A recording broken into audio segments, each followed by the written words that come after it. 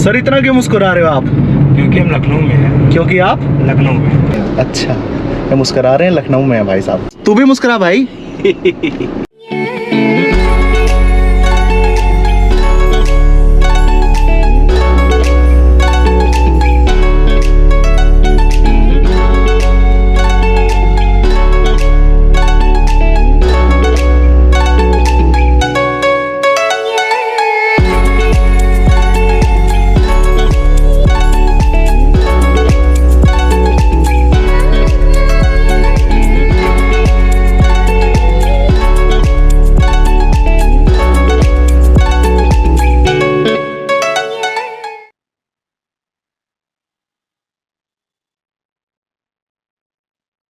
तो आज हम आए हैं लखनऊ घूमने, जिसे नवाबों का शहर भी बोला जाता है।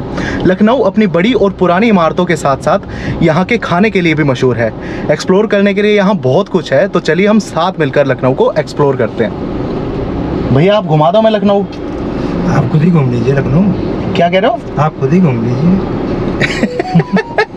नहीं मतलब मैं खुद ही घूम लूँ, आप नहीं घुमाओगे? आप घूम लीजिए। मुस्कुरा क्यों रहे हो?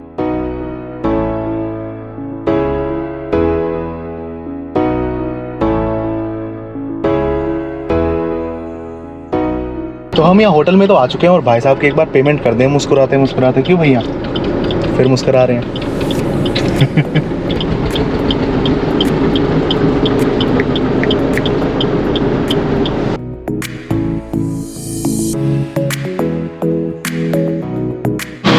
अभी होटल में पहुंचे हैं बस। सेकंड फ्लोर है दोस्त।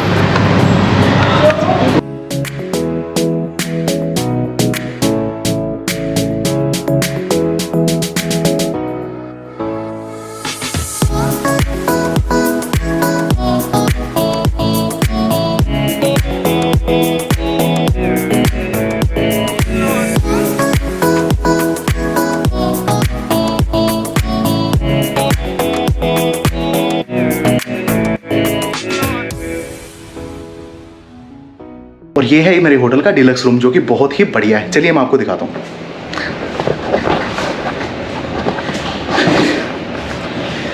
यहाँ पर ये बड़ा सा मिरर है, बेड, वो लाइट बड़ी प्यारी लग रही है भाई जलती हुई। और देखते हैं कि बाहर का व्यू कैसा है।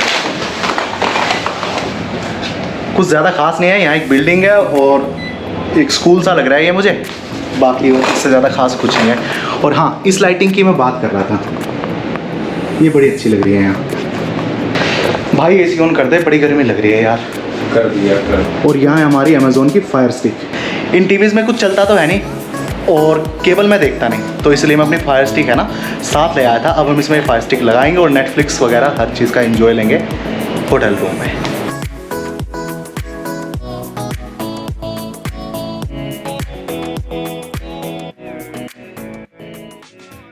तो फायर स्टिक हमने वहाँ लगा दी है, टीवी को ऑन करके देखते हैं, चल जानी चाहिए। ऑन नहीं हो रहा भाई,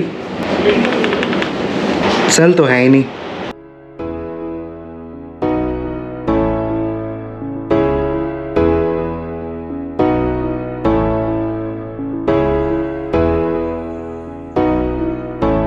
हमारा होटल लखनऊ के सेंटर पॉइंट यानी चारबाग से अप्रोक्स 12 किलोमीटर दूर इंदिरा नगर में था। और होटल से सिर्फ 1 किलोमीटर दूर एक मेट्रो स्टेशन है, जिसका यूनिक सा नाम है भूतनाथ मार्केट मेट्रो स्टेशन।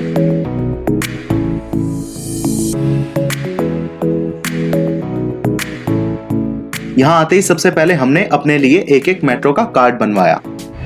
तो ये लिया मैंने लखनऊ मेट्रो का कार्ड, जिसकी डिपॉजिट उन्होंने 100 रुपये मुझसे लिए हैं और बाकी का बैलेंस इसमें डाल देते हैं वो।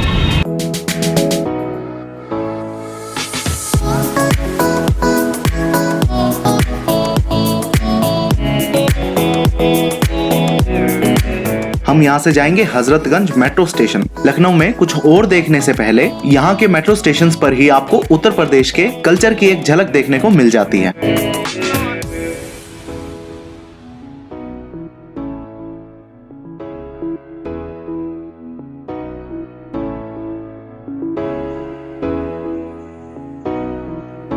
और स्टेशन से बाहर निकलते ही आपको सामने दिखेगा ये रॉयल कैफे। जहां आम लोगों के साथ साथ बॉलीवुड की भी कुछ फेमस पर्सनैलिटीज भी यहां आना पसंद करते हैं। यहाँ वैसे तो काफी तरह की चाट भी मिलती है, लेकिन जो सबसे फेमस आइटम है वो है बास्केट चाट, जो कि 230 रुपए की है, पर ये वर्थ है और ये काफी चीजों को मिक्स करके बनाई जाती है, जिससे इसका जो पोर्शन है वो काफी बड़ा हो जाता है। तो जो नीचे शॉप है रॉयल चाट, उसी के ऊपर यहाँ बैठने के लिए यहाँ सिटिंग अवेलेबल है और हम अपनी ये जो बास्केट चाट है ये ऊपर लेकर आ गए हैं। ये इतनी बड़ी है कि इसे 2 लोग आराम से खा सकते हैं। अगर आप एक हैं और इसको खाने की सोच रहे हैं तो ये आपके लिए बहुत ज़्यादा होगी।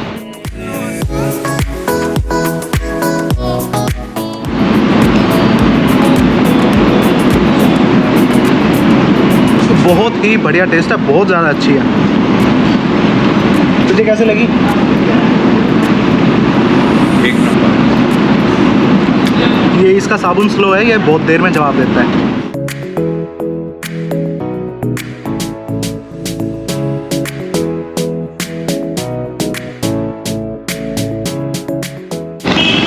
तो हम हैं अभी हजरतगंज के मार्केट में और ये मार्केट देखकर मुझे दिल्ली के कैनॉट प्लेस की याद आती है। और ये जो मार्केट है ये ब्रिटिश एरा में बनाई गई थी, तो जैसे कैनॉट प्लेस है दिल्ली का, वैसी ही ये मार्केट है। तो आप यहाँ आएंगे तो आपको ऐसा लगेगा कि आप कैनॉट प्लेस पे घूम रहे हैं। हजरतगंज मार्केट 1827 के आसपास इसे गंज मार्केट बोला जाता था, जिसमें व्यापारी चाइना, जापान और बेल्जियम से आए सामानों को बेचा करते थे। फिर 1842 में इसे अवध के चौथे नवाब अमजद अली शाह ने बहुत ही सोच विचार और सभी धर्मों की आस्था का सम्मान करते हुए एक सेकुलर नाम दिया, हजरतगंज मार्केट, जिसे फिर 1857 में आजादी की लड़ाई के बाद ब्रिटिशर्स ने नवाब साहब से इसे छीन लिया और इसको लंदन की लंदन क्वीन स्ट्रीट के तर्ज पर रिकंस्ट्रक्ट किया। इस मार्केट के अलावा ब्रिटिश एरा की यहाँ एक और निशानी है, 1860 में बना हुआ ये सेंट जोसेफ कैथीड्रल, जो कि इतना बड़ा है कि मार्केट के बीचों बीच खड़े होकर भी आप दूर से इसे देख सकते हैं।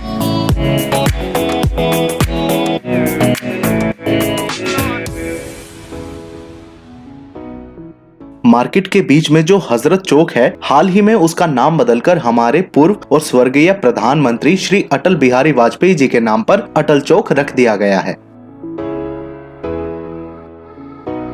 तो मार्केट घूमने के बाद हम आ गए रेजिडेंसी। तो हजरतगंज मार्केट से सिर्फ 2 से 3 किलोमीटर दूर पड़ता है ये रेजिडेंसी, जो कि रेजिडेंसी है, इससे रेजिडेंसी कॉम्प्लेक्स भी बोलते हैं और इसको ब्रिटिश रेजिडेंसी भी बोलते हैं। जो ब्रिटिश रेजिडेंसी की टिकट है वो है 25 रुपीज़ की, और अगर आप कैमरा वगैरह कुछ लेकर आना चाह रहे हो तो आपको 25 रुपीज़ एक्स्ट्रा देने पड़ेंगे।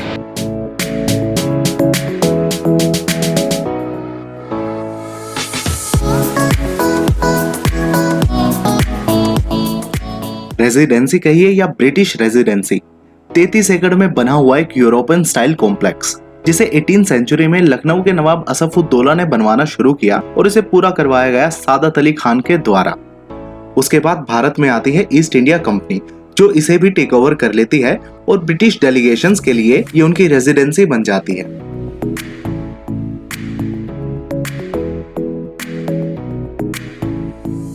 एटीन 1857 में आजादी के लिए हुए गदर में जो इंडियन फ्रीडम फाइटर्स थे, उन्होंने इस रेजिडेंसी की लगभग 5 महीनों के लिए घेराबंदी करके रखी।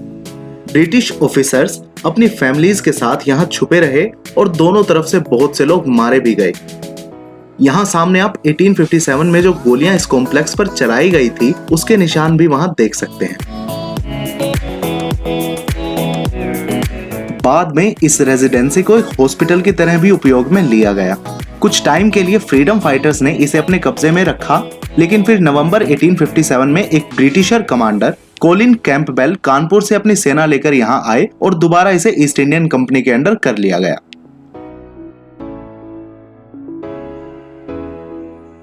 यहाँ अंदर एक म्यूजियम भी है, जहाँ पर आपको उस टाइम की पिक्चर्स और हिस्ट्री पढ़ने को मिल जाती है, जहाँ घेराबंदी के बारे में लिखा है और पिक्चर्स भी हैं। जब इसे तोड़ा नहीं गया था तो ये उस समय में कैसा दिखता था। अंदर एक बहुत बड़ा इसका एक मॉडल भी बनाया हुआ है, लेकिन वहां अंदर वीडियोग्राफी जो है वो रेस्ट्रिक्टेड है।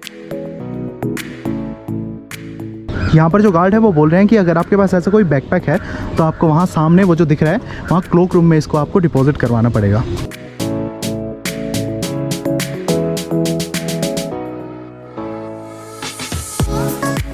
म्यूजियम के जस्ट सामने ये क्लोक रूम यहाँ बना हुआ है और ये फ्री है। यहाँ मास्क के बिना एंट्री नहीं है, तो मेरे पास तो एक था, मैंने लगा लिया। हिमांशु के पास नहीं है, तो ये हैंकी लगा रहा है और वो बोल रहे हैं कि ये भी चल सकता है।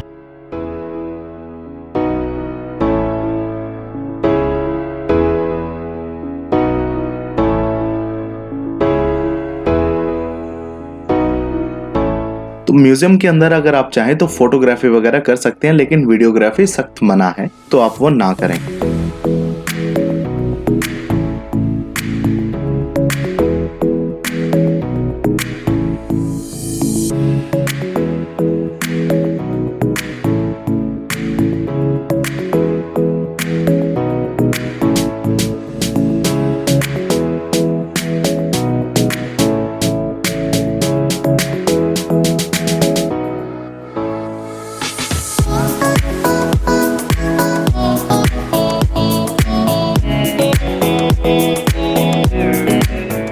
यहाँ 33 सेक्शंस भी हैं जहाँ पर अलग अलग चीजें बनी हुई हैं, जैसे किचन, बंगलो, म्यूजियम, ऑफिसर के memorials, treasury house, battle ground gate, courts, Begum Kothi, church, मस्जिद और यहाँ तक कि एक कुआं भी बना हुआ है।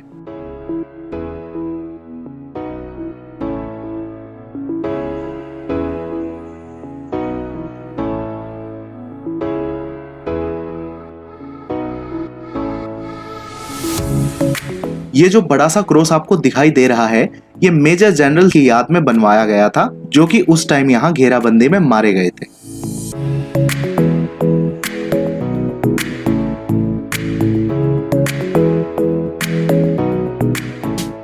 इस रेजिडेंसी के अंदर जो भी बहुत बड़े ऑफिसर्स थे, उन सब की याद में यहाँ एक मेमोरियल बना हुआ है। अब जैसे पीछे मैंने एक और दिखाया था, और यहाँ है memorial of sir John English. ये जो ब्रिटिश रेजिडेंसी है, ये 33 एकड़ में फैली हुई है। अगर आपको यहाँ आना है तो आप कम से कम 2 से 3 घंटे का वक्त लेकर यहाँ आएँ, क्योंकि ये बहुत बड़ा है और देखने में इतना टाइम तो लग जाएगा म्यूजियम के साथ। अगर आप गूगल पे सर्च करोगे कि एशिया का सबसे बड़ा पार्क कौन सा है, तो आपको ये दिखेगा।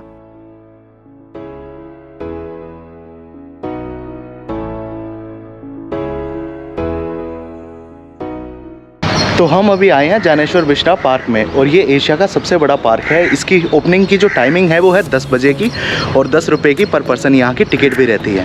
ज्ञानेश्वर मिश्रा जी उत्तर प्रदेश की समाजवादी पार्टी के नेता और मेंबर ऑफ पार्लियामेंट भी थे। ज्ञानेश्वर मिश्रा पार्क मुलायम सिंह यादव का ड्रीम प्रोजेक्ट भी था, और इसे पूरा करवाया गया अखिलेश यादव के द्वारा, जब वो उत्तर प्रदेश के सीएम के पद पर थे।